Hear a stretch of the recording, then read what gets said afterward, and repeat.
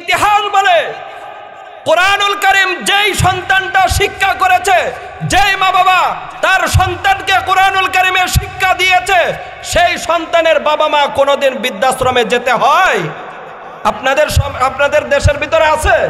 কুতুবউদ্দিন বখতিয়ার খাঁ কি বিসমিল্লাহ পাঠ করে আলিফ লাম থেকে পড়া শুরু করলেন। আলিফ লাম মিম যালিকাল কিতাবু লা রায়বা ফীহি হুদাল লিল মুত্তাকিন। এভাবে একের পর এক অনবরত আয়াত তিলাওয়াত করতে লাগলেন। সূরা বাকারা তিলাওয়াত শেষ, আলী ইমরান তিলাওয়াত শুরু করলেন, আলী ইমরান শেষ, সূরা নিসা তিলাওয়াত শুরু করলেন। উস্তাদে বলে সেই সময়ের ভিতরে খাজা কুতুবউদ্দিন এসেছে মাত্র কোরআনের প্রাথমিক শিক্ষায় শিক্ষিত হওয়ার জন্য, অথচ এক বৈঠকে খাজা কুতুবউদ্দিন 15 পারা সে আমাকে মুখস্থ শুনিয়ে দিয়েছে। আরো জোরে আওয়াজ দিয়ে বলুন সুবহানাল্লাহ। আলহামদুলিল্লাহ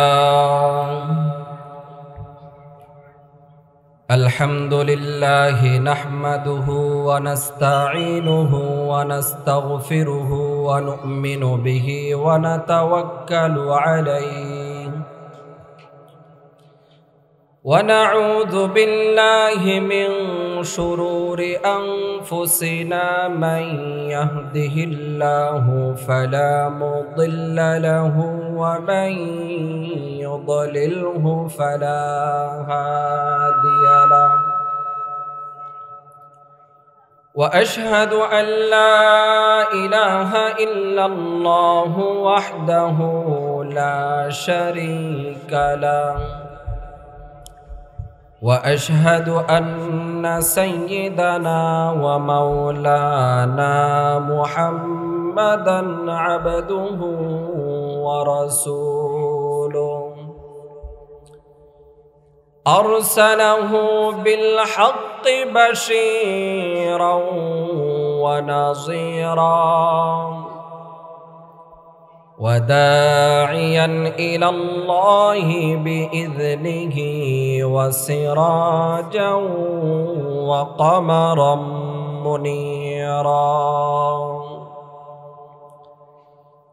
أما بعد فأعوذ بالله من الشيطان الرجيم بسم الله الرحمن الرحيم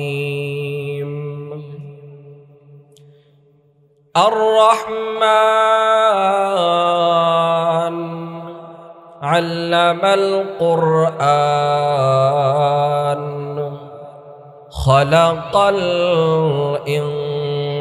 الإنسان قال النبي صلى الله عليه وسلم تركت فيكم أمرين لن تضلوا ما تمسكتم بهما كتاب الله وسنة رسوله أو كما قال عليه الصلاة والسلام صدق الله العظيم صدق رسوله النبي الكريم ونحن على ذلك لمن الشاهدين والشاكرين والحمد لله رب العالمين সকলে মন প্রাণ খুলে কণ্ঠ ছেড়ে দিয়ে হাবিবের শানে দুরূদ ইব্রাহিম পাঠ করি। اللهم صل على محمد وعلى آل محمد كما صليت على إبراهيم وعلى آل إبراهيم إنك حميد مجيد اللهم بارك على محمد وعلى آل محمد كما باركت على إبراهيم وعلى آل إبراهيم إنك حميد مجيد بلغ العلا بكماله كشف الدجى بجماله حسنت جميع خصاله صلوا عليه وآله راہے میرے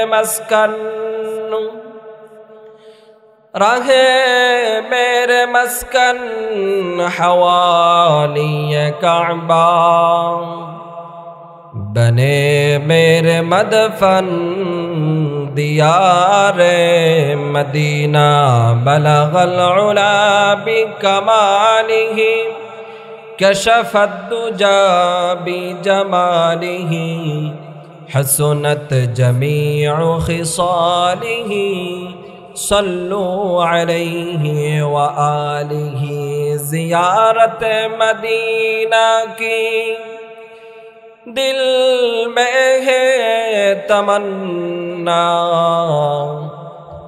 نہیں ہے میرے پاس سفر کا سمانا بلغ العلا بکمالہ کشف الدجى بجماله حسنت جميع خصاله صلوا عليه وآله ذکر کری لا الہ الا اللہ لا الہ الا اللہ جر لا الہ الا اللہ لا الہ الا اللہ لا الہ الا اللہ لا الہ الا اللہ لا الہ الا اللہ لا الہ الا اللہ মুহাম্মাদুর রাসূলুল্লাহ সকলে পড়ুন সাল্লাল্লাহু আলাইহি ওয়াসাল্লাম। আলহামদুলিল্লাহ, মহান রব্বুল আলামিনের দরবারে অসংখ্য অগণিত শুকর ও সুজুদ। যে মহান মালিক আমাদেরকে অদ্যবধি পর্যন্ত হায়াতকে দীর্ঘায়িত করে সুস্থ সবল অবস্থায় নামাজের পর মরহুম হযরত মাওলানা আব্দুল হাকিম রহমতুল্লাহ আলাইহি প্রতিষ্ঠিত চর নিয়ামতপুর শামসুল উলুম কওমিয়া মাদ্রাসার উদ্যোগে এই মাহফিলে আসার বসার, কিছু কোরআন এবং হাদিস থেকে কিছু আলোচনা করার এবং শোনার তৌফিক দান করেছেন। এই জন্য আপনারা সকলেই খুশি না বেজার? যদি আপনারা খুশি হয়ে থাকেন তাহলে আনন্দের চিত্তে আকাশ বাতাস মুখরিত করে কালিমাতুশ শুকর আদায় করছি। সকলে জোরে বলুন আলহামদুলিল্লাহ। মুহতারাম হাজিরিন, যেহেতু এই মাহফিলটা মাদ্রাসা কেন্দ্রিক, সেই হিসাবে শিক্ষা নিয়ে কিছু আমি আলোচনা করার ইরাদা করেছি।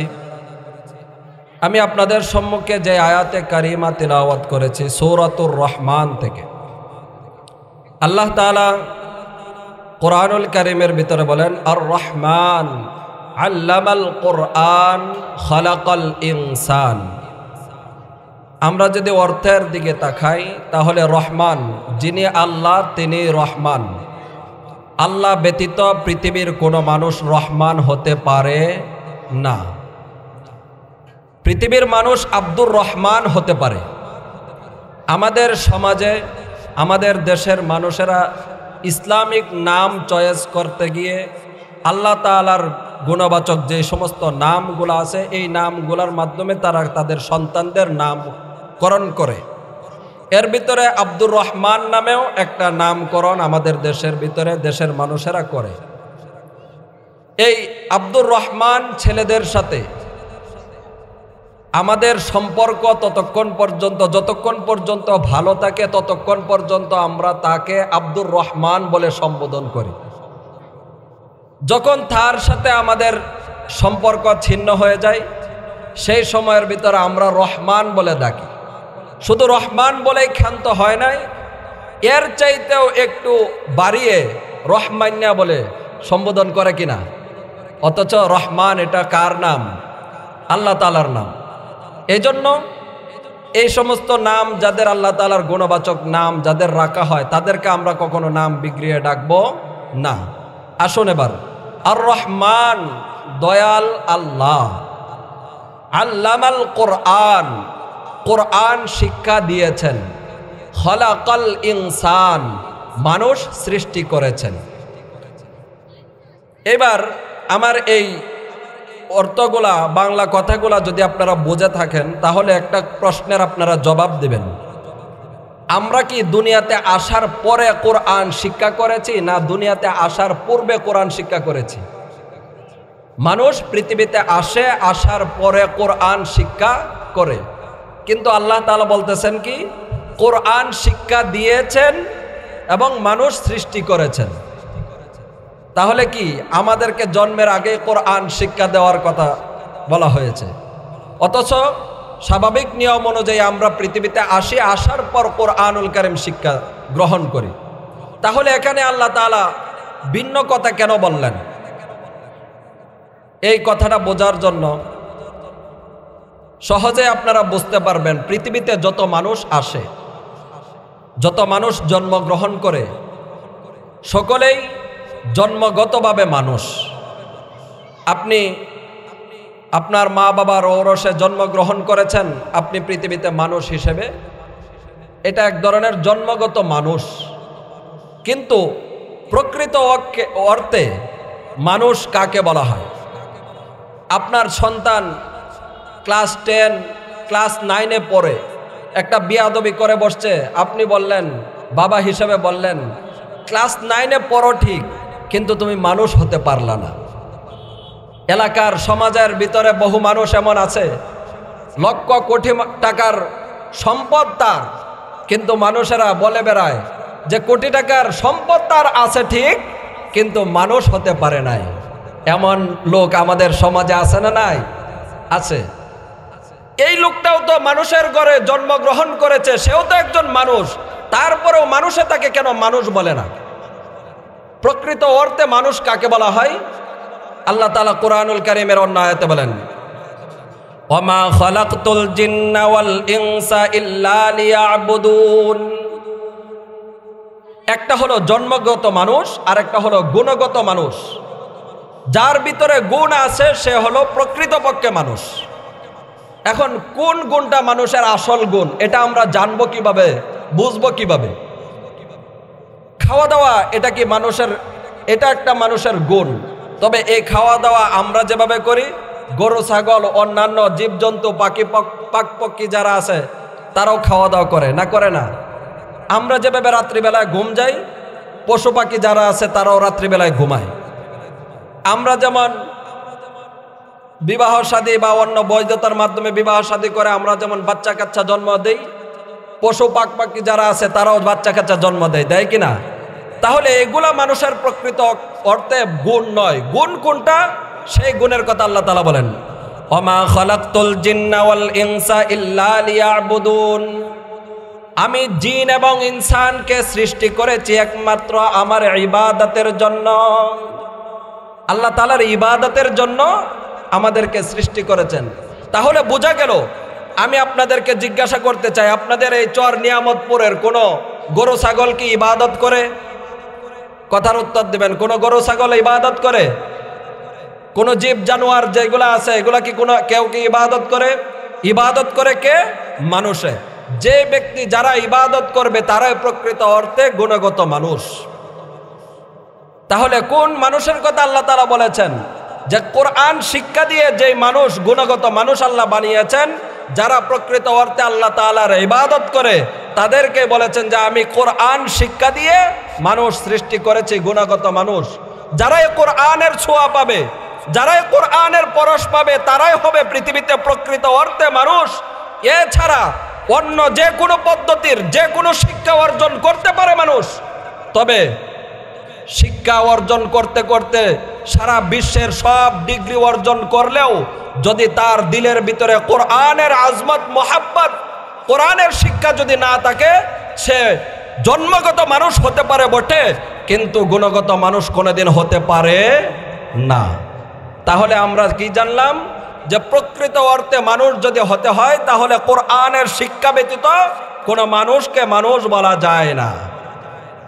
আসুন, এই যে আপনারা যারা মুরব্বীরা এখানে বসে আছেন, যুবক ভাইয়েরা বসে আছেন, আজ থেকে একটু পিছনের দিকে যদি আপনারা যদি তাকান আর বর্তমান সময়ের দিকে যদি আপনারা তাকান, 20 বছর পূর্বে যদি আপনারা একটু নজর ঘুরিয়ে দেখেন, তৎকালীন সময়ের ভিতরে মা বোন, ঘরের মুরব্বী, বাচ্চা কাচ্চা সহ সকলেই কোরআনের শিক্ষার প্রতি একটা আজমত মোহাব্বত ছিল। ছোট্টকাল থেকেই তার সন্তানটাকে কোরআনের শিক্ষায় শিক্ষিত করবে অথবা ডাক্তার ব্যারিস্টার বানাবে, এই নিয়ত থাকলেও তাকে উপযুক্ত বয়স না হওয়া পর্যন্ত মসজিদের মক্তবে পাঠিয়ে তার বাচ্চাকে কোরআনের শিক্ষা দিত কিনা? তার বাচ্চাকে কোরআনের শিক্ষা দিত। আজ আমাদের সমাজের মানুষেরা টাকা পয়সা হচ্ছে, কিন্তু কোরআনের শিক্ষার প্রতি একটা অবহেলা চলে আসছে, অনীহা চলে আসছে, কোরআনের শিক্ষা বাচ্চাকে দিতে চায় না। 20 বছর 25 বছরের যুবকেরা এখন কোরআনুল কারীম পড়তে জানে না, অথচ একটা সময়ের ভিতরে এলাকার মা বোন সকালবেলায় ভোরবেলায় ফজরের নামাজ পড়ে কোরআনুল কারীমের 2-1টা আয়াত 2-1টা পৃষ্ঠা তিলাওয়াত না করে কোনো ঘরের কাজ শুরু করত না। আজ আমরা কি দেখলাম? সময়ের পরিবর্তনের কারণে আমার যেই মা সকালবেলায় কোরআনুল কারীম তিলাওয়াত করে ঘরের ফ্যামিলির পরিবারের কাজ শুরু করত, আজ সেই সময়ের ভিতরেই 25 বছরের পরেই সেই মায়ের সন্তান, সেই মায়ের মেয়েই রাত 12টার আগে মোবাইল থেকে তারা বিরত হয় না। এমন সময় আমাদের চলতেছে কিনা? অথচ আল্লাহর রাসূল সাল্লাল্লাহু আলাইহি ওয়াসাল্লাম আমাদেরকে বলে গিয়েছেন, তারাকতু ফীকুম আমরাইন লান তাদিল্লু মা তামাসসাকতুম বিহিমা কিতাবাল্লাহি ওয়া সুন্নাতা রাসূলি। হে উম্মতেরা, আমি তোমাদের কাছে 2টা আমানত রেখে যাচ্ছি। এই 2টা আমানত তোমরা যদি আঁকড়ে ধরতে পারো তাহলে তোমরা কোনোদিন পথভ্রষ্ট হবে না, তোমরা কখনো ইসলাম এবং মুসলমানিত্ব থেকে বাতিল হবে না। আল্লাহর রাসূল সাল্লাল্লাহু আলাইহি ওয়াসাল্লাম বলেন, তারাকতু ফীকুম আমরাইন লান তাদিল্লু মা তামাসসাকতুম বিহিমা কিতাবাল্লাহি ওয়া সুন্নাতা রাসূলি। 1 নাম্বার আমানত আমি তোমাদের কাছে রেখে যাচ্ছি, সেটা হলো আল্লাহ তাআলার কালাম কোরআনুল কারীম। 2 নাম্বার হলো সুন্নাতে রাসূল। এই 2টা জিনিস তোমরা তোমাদের পারিবারিক জীবন, নিজের ব্যক্তিগত জীবন, পারিবারিক জীবন, সামাজিক জীবন, রাষ্ট্রীয় জীবন, আন্তর্জাতিক জীবনের ভিতরে তোমরা ফিট করতে পারো তাহলে তোমরা কখনো পথ থেকে বিচ্ছিন্ন হবে না, তোমরা সিরাতে মুস্তাকিমের উপর অটল এবং অবিচল থাকতে পারবে। আল্লাহর রাসূল সাল্লাল্লাহু আলাইহি ওয়াসাল্লাম এই আমানতগুলো রেখে গেলেন। আমাদের পূর্বপুরুষ মা এবং বাবারা তারা আঁকড়ে ধরেছিল বটে, কিন্তু আমরা সময়ের পরিবর্তনের কারণে সন্তানগুলা এই কোরআন এবং সুন্নাহ থেকে দূরে সরে যাচ্ছে, কোরআন এবং সুন্নাহ থেকে দূরে সরে যাচ্ছে।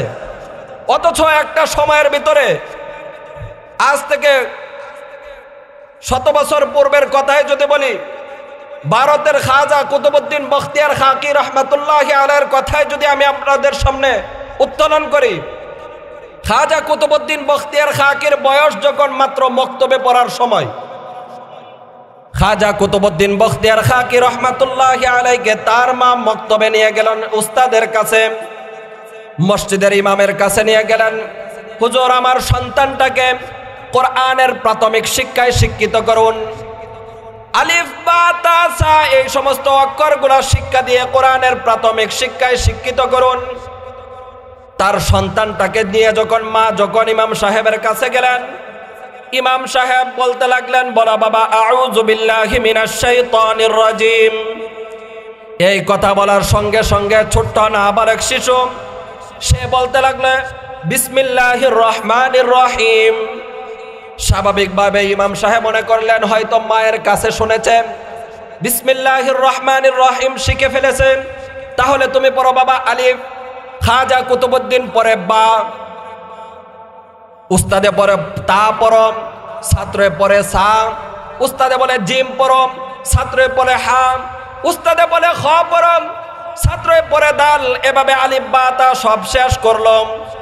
শেষ করার পর খাজা কুতুবউদ্দিন বখতিয়ার খাকি উস্তাদে দেখতে লাগলেন, যেহেতু আমার এই ছাত্র আমার আগে আগে পড়তে জানে, তাহলে হয়তো মা আলিফ বা গুলা শিক্ষা দিয়েছেন ঘরের ভিতরে, তাহলে তুমি পড়তে থাকো। খাজা কুতুবউদ্দিন বখতিয়ার খাকি রহমাতুল্লাহি আলাইহি আলিফ বা তা শেষ করে বিসমিল্লাহির রহমানির রহিম পাঠ করে সূরাতুল ফাতিহা ধরলেন। সূরাতুল ফাতিহা তিলাওয়াত করা শেষ। কুতুবউদ্দিন বখতিয়ার খাকি বিসমিল্লাহ পাঠ করে আলিফ লাম থেকে পড়া শুরু করলেন। আলিফ লাম মিম যালিকাল কিতাবু লা রাইবা ফীহি হুদাল লিল মুত্তাকিন। এভাবে একের পর এক অনবরত আয়াত তিলাওয়াত করতে লাগলেন। সূরা বাকারা তিলাওয়াত শেষ, আলী ইমরান তিলাওয়াত শুরু করলেন, আলী ইমরান শেষ, সূরা নিসা তিলাওয়াত শুরু করলেন। উস্তাদে বলে সেই সময়ের ভিতরে খাজা কুতুবউদ্দিন এসেছে মাত্র কোরআনের প্রাথমিক শিক্ষায় শিক্ষিত হওয়ার জন্য, অথচ এক বৈঠকে খাজা কুতুবউদ্দিন 15 পারা সে আমাকে মুখস্থ শুনিয়ে দিয়েছে। আরো জোরে আওয়াজ দিয়ে বলুন সুবহানাল্লাহ। এমন 15 পারার হাফেজ সন্তান জন্ম দিত আমাদের মা, আর আজকে সেই মক্তবে পড়ার উপযুক্ত হয় সেই সন্তানটা সময় পেরিয়ে আপনার ক্লাস 8 9 10 এর ভিতরে পড়ে, কিন্তু সেই সন্তান সূরা ফাতিহা শুদ্ধ করে পড়তে পারে না। এমন সন্তান আমাদের সমাজে আছে না নাই? কি হয়ে গেল? সময়ের পরিবর্তন এসেছে। সময়ের পরিবর্তনের কারণে যেই মা গুলা ঘরের কর্নারে বসে ফজরের নামাজ ফজরের নামাজের পর 1-2টা পৃষ্ঠা তিলাওয়াত না করে ঘরের কাজ শুরু করতো না, সময়ের পরিবর্তনের কারণেই সেই মায়ের গর্ভ থেকে যেই সমস্ত সন্তানগুলা জন্মগ্রহণ করেছে 20-25 বছর বয়স, সেই সন্তানগুলা আজ বর্তমান সময়ের ভিতরে রাত্র 12টা 1টার আগে ফেসবুক টিকটক থেকে বের হয় না। আছে কিনা এমন মেয়ে আমাদের মহিলা সমাজ, আমাদের সমাজের ভিতরে মহিলা আছে কিনা? সময়ের পরিবর্তনের কারণে টিনের ঘর থেকে পরিবর্তন হয়ে বিল্ডিং এর ঘরে পরিণত হয়েছে, কিন্তু যেই কুড়ের ঘরের ভিতরে মা বাবার ছোট্ট একটা কাপড়ের টুকরা দিয়ে মোড়ানো কোরআনুল কারীম ঘরের ভিতরে থাকতো, সময়ের পরিবর্তনের কারণে 2 থেকে 3 তলা বিল্ডিং এর মালিক হয়েছে বটে, 3 তলার ভিতরে খুঁজেও দেখবেন একটা কোরআন তার বাসার ভিতরে নাই। আছে কিনা এমন? ঘরের ভিতরে কোরআনুল কারীম নাই, কোরআনে পাকের তিলাওয়াত নাই, কোরআনের তিলাওয়াত নাই, নামাজ কালামের কোনো খোঁজ খবর নাই। অথচ একটা সময়ের ভিতরে মুরব্বী যারা ছিল নিজে পড়তে জানতো না, কোরআনের প্রতি আজমত মোহাব্বত ভালোবাসা ছিল, তারা কোরআনুল কারীমের পড়তে জানতো না, কিন্তু কোরআনুল কারীমের আয়াতগুলার নিচে আঙ্গুল ঘুরিয়ে ঘুরিয়ে বলতো এ বি সাচ কাহা, এ বি সাচ কাহা। হুসাইন আহমদ মাদানির সন্তান আসজাদ মাদানি বলেন, ভারতের ভিতরে এক এলাকার ভিতরে এমন এক গণ্ড মূর্খ এলাকা ছিল, সেই জায়গার মানুষগুলা মুসলমান ছিল বটে, কিন্তু কেউ কোরআনের শিক্ষায় শিক্ষিত না। কোরআনের শিক্ষায় শিক্ষিত না হওয়ার কারণে একদিন হঠাৎ করে এলাকার ভিতরে একজন মুরব্বী ইন্তেকাল করলো। ইন্তেকাল করার পর সকলেই চিন্তা করতে লাগলো, যেহেতু আমরা মুসলমান যেহেতু, সেই হিসাবে মুসলমান ভাইকে দাফন কাফনের ব্যবস্থা করা আমাদের উপর দায়িত্ব এবং কর্তব্য। যেহেতু আমরা এলাকার ভিতরে এমন কোনো আলেম নাই যে আলেম আমাদের এই মুসলমান ভাইকে কাফন দাফনের ব্যবস্থা করাবে, তাহলে কি করা যায়? আমার এই ভাইকে নিয়ে আমরা রাস্তার পাশে চলে যাই, যদি কোনো আল্লাহ তাআলার দয়ালু মেহেরবান বান্দা, যদি আলেম যদি এই রাস্তা দিয়ে যেতে থাকে, তাহলে আমরা সেই বান্দাকে বলবো আমাদের এই মুসলমানের ভাইয়ের জানাজা কাফন দাফনের ব্যবস্থা করার জন্য। সেই চিন্তা ফিকির অনুযায়ী সকলেই মিলে গোসল দিয়ে কাফন পরিয়ে রাস্তার পাশে নিয়ে গেল। কিছুক্ষণ পর দেখতে লাগলো বাইসাইকেল চালিয়ে একজন দাড়িওয়ালা, মাথায় টুপি, একজন আল্লাহর বান্দা রাস্তা দিয়ে যায়। এলাকার সকলে মানুষ মিলে বলে, ভাই তুমি হয়তো মুসলমান, হয়তো ইসলাম সম্পর্কে, জানাজা সম্পর্কে তোমার কিছু ধারণা আছে। আমার এই মুসলমান ভাই ইন্তেকাল করেছে, তাকে দাফন কাফন করানোর মতো কোনো মানুষ আমাদের এলাকার ভিতরে নাই। মেহেরবানি করে তুমি যদি দাফন কাফনের ব্যবস্থা যদি করে দিতে, তাহলে আমাদের বড় উপকার হতো। সেই মুসলমান ব্যক্তি বলতে লাগলেন, ভাই আমি সরকারি চাকরিজীবী ব্যক্তি, আমার হাতের ভিতরে তেমন একটা সময় নেই, তবে আপনারা যদি চান অল্প সময়ের ভিতরে আমি জানাজা পড়িয়ে দিতে পারি। সেই ব্যক্তি, মুসলমান ব্যক্তি, সরকারি চাকরিজীবী ব্যক্তি, অল্প সময়ের ভিতরে সেই মুসলমান ভাইয়ের জানাজার নামাজ পড়িয়ে দিলেন। জানাজার নামাজ পড়িয়ে দেওয়ার পর সকলে মিলে আবেদন করতে লাগলেন, একজন মুসলমানকে কবরে কিভাবে রাখতে হয় সেই তরিকাও আমাদের জানা নাই। আপনি শুধু আমাদের এই মুসলমান ভাইকে কবরের ভিতরে দোয়া কালাম পড়ে রেখে যান, বাকি যে সমস্ত কাজগুলো আছে সমস্ত কাজগুলো আমরা করব। সরকারি চাকরিজীবী ব্যক্তি এই মুসলমান ব্যক্তিকে যখন কবরের ভিতরে রাখলেন, কবরের ভিতরে রাখার পর সেই ব্যক্তি তার চাকরির জন্য চলে গেলেন। যাওয়ার পর দেখতে লাগলেন চাকরিতে ঢুকবে, এই মুহূর্তে তার পকেটের ভিতরে যে সমস্ত গুরুত্বপূর্ণ আইডি কার্ড ছিল, যেটার মাধ্যমে গেট পাস করতে হয়, গেট পার হতে হয়, সেই গেটের কাগজটা তার কাছ থেকে হারিয়ে গিয়েছে। অত্যন্ত পেরেশান অবস্থায় আবার বাইসাইকেল চালিয়ে কবরস্থান পর্যন্ত আসলো। আসার পর দেখতে লাগলো এই জায়গার কোনো জায়গার ভিতরে রাস্তায় পড়ে নাই, তাহলে তার স্মরণের ভিতরে এসে গেল, এই মুসলমান ভাইকে যখন আমি কবরের ভিতরে রাখি, রাখার সময় আমার পকেট থেকে কি যেন একটা পড়ে গিয়েছে, কিন্তু কি পড়েছে সময়ের সংকীর্ণতার কারণে সে খেয়াল করতে পারে নাই। তারপর সে গিয়ে দেখলো যে তার গুরুত্বপূর্ণ কাগজ হারিয়ে গিয়েছে। সাথে সাথে এলাকার সকলকেই ডাকলেন। ডাকার পর বলতে লাগলেন, কিছুক্ষণ পূর্বেই যেহেতু আমি আপনাদের উপকার করেছি, ইহসান করেছি, এখন বর্তমান সময়ের ভিতরে আমার এই গুরুত্বপূর্ণ একটা কাগজ তোমার এই মুসলমান ভাইয়ের কবরের ভিতরে পড়ে গিয়েছে। তোমরা যদি সঙ্গে থাকো, সহযোগিতা করো, তাহলে এই মুসলমানের কবরটাকে খনন করে আবার এই কাগজটাকে আমার উত্তোলন করতে হবে, যেহেতু এই চাকরির মাধ্যমে আমার পরিবার নির্ভর করে। এলাকার গণ্যমান্য সমস্ত মানুষ মিলে বলতে লাগলেন যে আপনি যেহেতু শরীয়তের নিয়ম নীতিমালা কিছুটা আপনার জানা আছে, যদি কবর খনন করতে কোনো সমস্যা না হয় তাহলে আমরা আপনার সঙ্গে সহযোগিতা করব। এলাকার সকলেই মিলে এই কথা বলার পর সকলেই মিলে যখন আবার পুনরায় কবর খনন করতে শুরু করেন, কবর খনন করার সময় মাটি মাত্র সরানো হয়েছে। মাটি সরানোর পর সর্বপ্রথম যে একটা বাঁশের খাটকি ছিল, সেই খাটকি যখন উঠানোর সঙ্গে সঙ্গে এলাকাবাসী বলতে লাগলেন, এমন একটা সুঘ্রাণ কবরের ভিতর থেকে বের হয়ে আসলো, যেই সুঘ্রাণ ইতিপূর্বে কোনো আমরা এলাকার বাসী কেউ পাই নাই। জোরে আওয়াজ দিয়ে বলুন সুবহানাল্লাহ। এলাকার সমস্ত মানুষ বলতে লাগলো, এই কবর থেকে এত পরিমাণে সুঘ্রাণ বের হয়েছে, পুরো এলাকা মুখরিত হয়ে গিয়েছে। সঙ্গে সঙ্গে খাটকি গোলা সরিয়ে সেই ব্যক্তির গুরুত্বপূর্ণ পার্সপাতি যখন নেওয়া হলো, নেওয়ার সঙ্গে সঙ্গে সরকারি ব্যক্তি বলতে লাগলেন, এই ব্যক্তি কি এমন আমল করেছে যে আমলের কারণে মাত্র 40 মিনিট পূর্বে যাকে আমরা কবরস্থ করেছি, 40 মিনিট পর তার কবর থেকে সুঘ্রাণ বের হয়ে আসতে লাগলো। আমার এটা জানতে হবে, আমিও সেই ব্যক্তির মতো চলতে চাই। এলাকাবাসীকে জিজ্ঞাসা করলাম, এই ব্যক্তির আপন জন বলতে কে আছেন? সকলে মিলে বলতে লাগলেন, আপন জন বলতে শুধু একমাত্র তার মেয়ে আছে। সেই ব্যক্তি বলতে লাগলেন, তাহলে তোমরা আমাকে তার মেয়ের কাছে নিয়ে চলো। পর্দার আড়াল থেকে জিজ্ঞাসা করলো, মা তোমার বাবাকে 40 মিনিট পূর্বে কবরস্থ করেছি, শরীয়তের ওজরের কারণে 40 মিনিট পর আবার কবর খনন করলাম।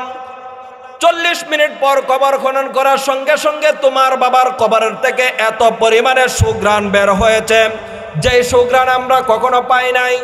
আমি তোমার কাছে জানতে চাই, তোমার বাবা কি জীবদ্দশায় এমন কি আমল করতো যে আমলের কারণে তোমার বাবার কবর থেকে সুঘ্রাণ বের হয়ে আসছে? সেই মেয়ে বলতে লাগলো, আমার বাবা তেমন একটা নামাজ কালাম পড়তে জানতো না, যতটুকু জানতো ততটুকুর মাধ্যমে সে নামাজ আদায় করত, দিন মজুর কাজ করত, ক্ষেতের ভিতরে হাল চাষ করত। সারাদিন হাল চাষ করা শেষ হয়ে গেলে বাবা যখন গরুর হাল বাড়িতে নিয়ে আসতো, আসার পর গরুর হাল রেখে তার হাত পা গুলা সুন্দর করে ধৌত করত।